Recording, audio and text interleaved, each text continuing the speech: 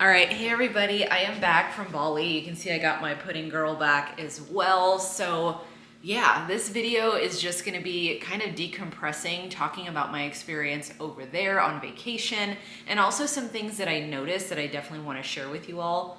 So my mic actually also died right before this, so I'm sorry if the audio is bad or it's not as good as normal, but I am charging my mic right now, so please bear with me on that. So yeah, that vacation was amazing. And I hadn't traveled out of the country. It was something that I used to do every single year. I would go out of the country on my birthday because I absolutely love traveling.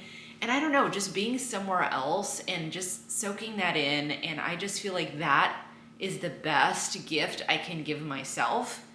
And so yeah, we got back into it this year, and now I'm like, I don't want to stop again, right? I want to be somewhere new. Maybe not even somewhere new, right? Just somewhere else. Every birthday, I would love that. But it was amazing. So we left to Bali the 16th of January. We flew into Thailand first. So there's actually a direct flight. I live in Arizona, so there's a direct flight from Phoenix now to Taiwan, which is awesome because before you'd have to stop in LAX or somewhere else on the East Coast. So love that. It was awesome. The flight was 15 hours, so not for the faint of heart for sure, but I don't mind. I guess because I'm a smaller person, like I fit in the seats better. I guess if I was super tall, that might be uncomfortable. But for me, I'm just like, man, I'm loaded up on movies. I'm getting fed. I have my snacks. Like I got a book, so I'm good to go. Like they don't really bother me as much as I feel like other people. So yeah, we flew into Taiwan. We stayed there it was literally just overnight, and then we got on a plane in the morning to go to Bali, and that's about 5.5 hours from Taiwan to Bali. But it was amazing. So we stayed at 3 different resorts. We had one at an elephant sanctuary, which was amazing. You got to interact with the animals and the elephants. You would just see them. They got to, go around and walk around and roam and be free. So that was really cool to see. So we were there for a few days, and then we went to this like wellness resort, which was super cool. So that place is 100% vegan and no alcohol. So just really, focus on health, well-being. They have all these different activities. We did meditation, we did hot yoga. They have, a full gym there. And then all the mocktails were so delicious. And I wish that I could get the recipe. I think I have like a good idea of what's in one of them. But man, like I'm not a big drinker. I don't usually drink alcohol. So I felt like that was perfect.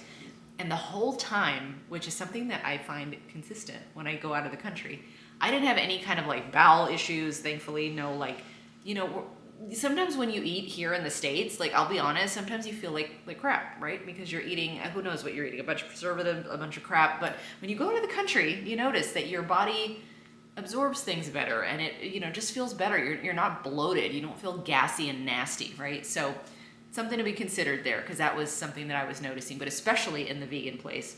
And just the things that I was eating in the morning. I was eating like scrambled tofu, and it was one of the best things I've ever had, right? So I think it also flipped my perspective a little bit on veganism and vegetarianism, and that might be somewhere that I go in the future because I do understand the health benefits. And I'm not really a big meat eater anyways. I feel like I do eat a lot of fish, but I don't eat a lot of chicken or beef usually, just because I've been working on my cholesterol levels too. So there's that. But yeah, it was incredible. So we stayed there, and then we went to a resort kind of by the beach, which was really great. It was a Hyatt resort, but I'm glad we didn't stay there. I'm not like a resort girl. Like I'm just not. I feel like when I travel, I want to be in it, right? I want to be in a populated area. I want to feel like a local. I want to interact with people. And when you're at a resort, it's like you're a bunch of people that are just coming in for the vacation. And there was people that we met that were just gonna stay there, right, at the resort, not go to any other city. And I'm like, that gives you like, you don't get a view of all the people, right? Like you're in this resort, you're in this like concentrated environment.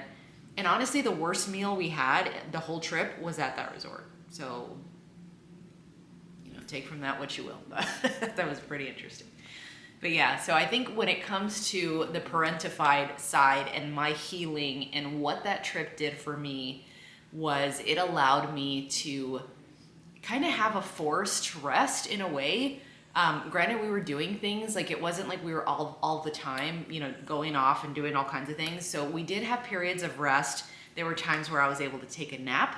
I enjoyed my time in the hammock at the second resort that we were at. So it was kind of like the ability to say, there's really nothing on the docket. And the person that I went with, she is such a good traveler because neither of us had like a set agenda, right? We had like things that were, yeah, if we can do it, cool. If not, like I was hoping to go to Nusa Penida, which is another island, but just the logistics of it and, you know, the timing, and it just seemed like it was going to be too overwhelming.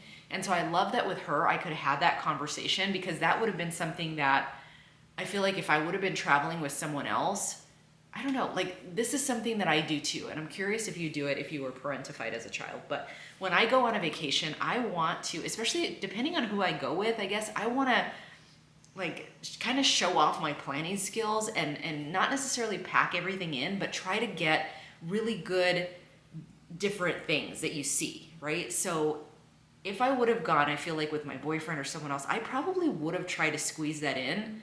And I think I would have been exhausted and it would have been too much. But with this person, she understands slowing down. She's very good at meditating. Like she was meditating this whole trip.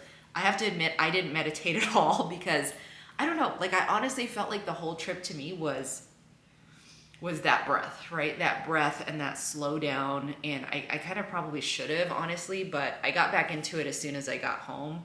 But yeah, I didn't meditate when I was over there at all. But she was really good at that. So we kind of had that conversation and that dialogue to say, you know what, it's going to be really crazy if we leave here and then we got to get a transportation. It's supposed to be really hot tomorrow. And that was kind of our last day at the resort, like our last full day. So we just wanted to kind of relax, get back into just the, you know, we did some fun stuff on the beach. We did, you know, some water activities. So yeah, I mean, that was fine. You know, I didn't have any issues with that. So I'm glad that we did that route.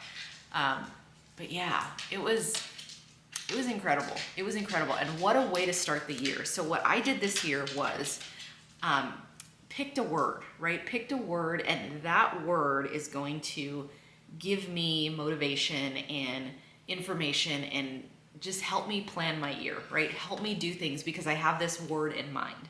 So my word this year is joy. And I feel like I started off the year perfectly, right? I had this trip, and my friend, just the best, like she planned this amazing dinner for me where they, I guess they're at the resort, they put flowers down that said happy birthday Christina, and it was really amazing. And I actually got really emotional and started crying because for somebody that's parentified, like it's so hard to accept when somebody wants to do something for you. Because for me, like in the back of my mind, I'm thinking, oh man, like this must have been so, like took so much time, like it probably cost some money to get them to do this.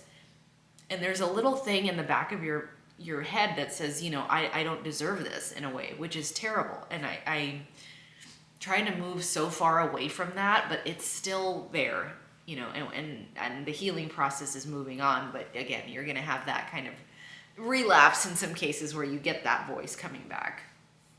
But it was amazing. And I hope that she saw the gratitude that I had because I was so appreciative of that.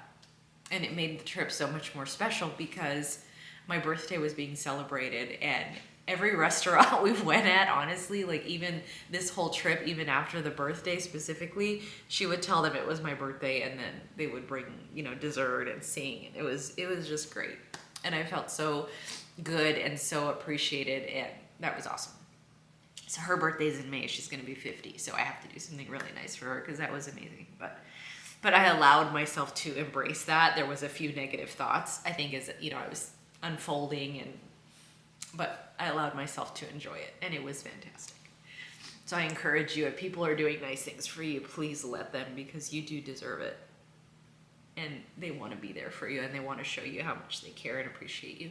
So you have to allow it, which isn't always easy.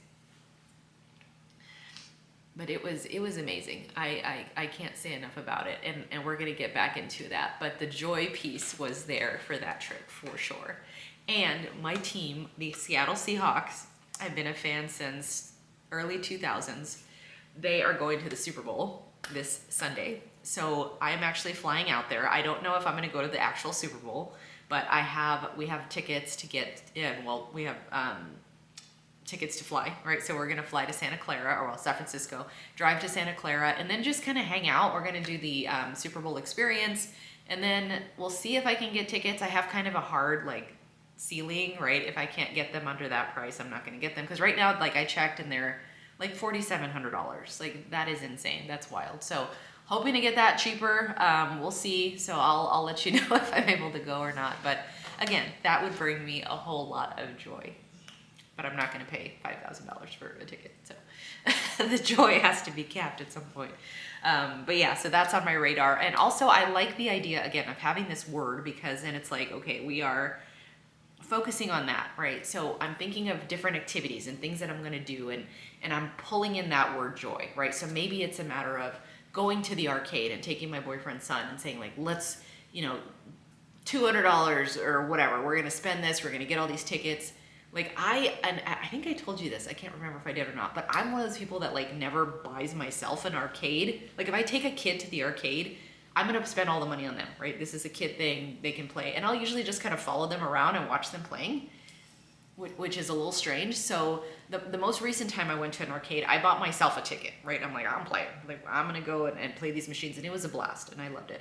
So thinking in the vein of joy, right? We are going to do that again. And I think just little things, and maybe I'll just document on like a sheet of paper what brings me joy, and that will help kind of guide the things and the activities that I do this year, and the trips and all of that. So really excited. I think this year started off wonderfully. I hope it's also going really well for you.